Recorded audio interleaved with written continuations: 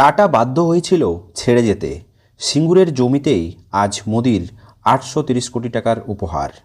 যে জমি একদিন বড় শিল্পের স্বপ্ন দেখেছিল, হাজার হাজার মানুষের দুমুঠো অন্ন সংস্থানের আশা দেখিয়েছিল, সেই জমিতেই আজ বড় সভা। এদিন হুগলির সিঙ্গুর ছেড়েই গুজরাটের সানন্দে চলে গিয়েছিল টাটার ন্যানো কারখানা। সিঙ্গুরের ওই জমিতে আর শিল্প হয়নি, চাষও হয়নি। ওই জমিতেই আজ সভা প্রধানমন্ত্রী নরেন্দ্র মোদীর। 2026-এর বিধানসভা নির্বাচনের আগে বাংলা ও অসমকে দেশের প্রথম বন্দে ভারত স্লিপার ট্রেন উপহার দিয়েছেন প্রধানমন্ত্রী নরেন্দ্র মোদী। আজও একগুচ্ছ উপহার দেবেন। হুগলির সিঙ্গুর থেকে 830 কোটি টাকার বেশি একাধিক উন্নয়নমূলক প্রকল্পের উদ্বোধন ও শিলান্যাস করবেন প্রধানমন্ত্রী নরেন্দ্র মোদী।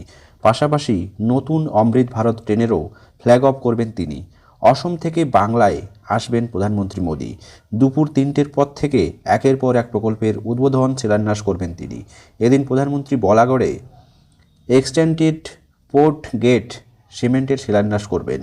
এই প্রকল্পের মধ্যে রয়েছে একটি ইনল্যান্ড ওয়াটার ট্রান্সপোর্ট টার্মিনাল এবং একটি রোড ওভার ব্রিজ। প্রায় 900 একর জায়গা জুড়ে বলাগড়ে একটি আধুনিক কার্গো হ্যান্ডেলিং টার্মিনাল হিসাবে গড়ে তোলা হচ্ছে, যার পরিকল্পিত বার্ষিক ধারণ ক্ষমতা প্রায় 2.7 মিলিয়ন টন। প্রকল্পের অধীনে দুটি কার্গো হ্যান্ডেলিং জেটি নির্মাণ হবে। এর মধ্যে একটি কন্টেনারাইজড কার্গোর জন্য এবং অন্যটি ড্রাই বাল্ক কার্গোর জন্য।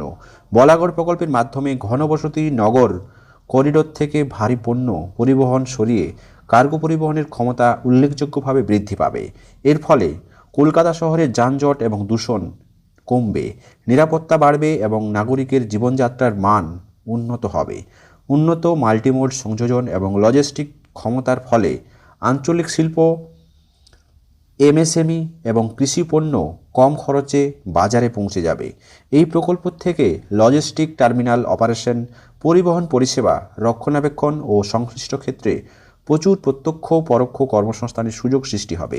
পাশাপাশি প্রধানমন্ত্রী নরেন্দ্র মোদীর কলকাতার একটি অত্যাধুনিক ইলেকট্রিক ক্যাটামেনার উদ্বোধন করবেন।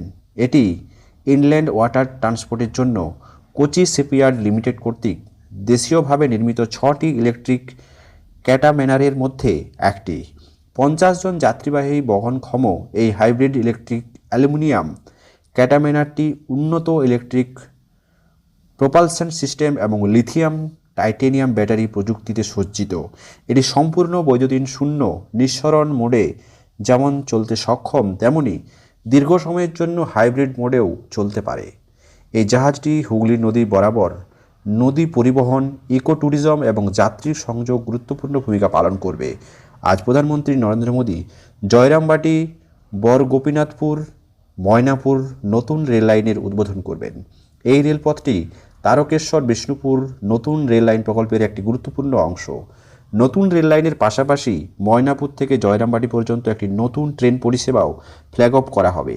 এর ফলে বাঁকুড়া জেলার বাসিন্দারা সরাসরি রেল সংযোগ পাবেন, যা দৈনন্দিন যাত্রী, ছাত্র, তীর্থযাত্রীদের যাতায়াত আরও সাশ্রয়ী ও সুবিধাজনক করবে। বাংলার জন্য 3টি অমৃত ভারত এক্সপ্রেস ট্রেনেরও ফ্ল্যাগ অফ করবেন প্রধানমন্ত্রী। এই ট্রেনগুলি হল কলকাতা হাওড়া আনন্দবিহার টার্মিনাল অমৃত ভারত এক্সপ্রেস, দ্বিতীয়টি কলকাতা বারাণসী অমৃত ভারত এক্সপ্রেস ও তৃতীয়টি হচ্ছে কলকাতা অর্থাৎ সাঁতরাগাছি থেকে তাম্বারাম অমৃত ভারত এক্সপ্রেস।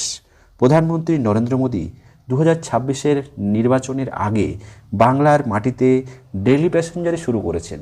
নিয়মিত বিভিন্ন জায়গা জুড়ে বিভিন্ন প্রকল্পের শিলান্যাস করছে। তার ফলে দেখা যাচ্ছে মোদির একটা ম্যাজিক বাংলা জুড়ে ঝড় বইয়ে দিচ্ছে। সত্যিই কি 2026-এ প্রধানমন্ত্রী নরেন্দ্র মোদীর সরকার বাংলার বুকে তাদের ভিত্তিপ্রস্তর স্থাপন করতে সক্ষম হবে? অবশ্যই আপনার মতামত কমেন্ট বক্সে জানাবেন। চ্যানেলে নতুন হলে সাবস্ক্রাইব করে পাশে থাকবেন।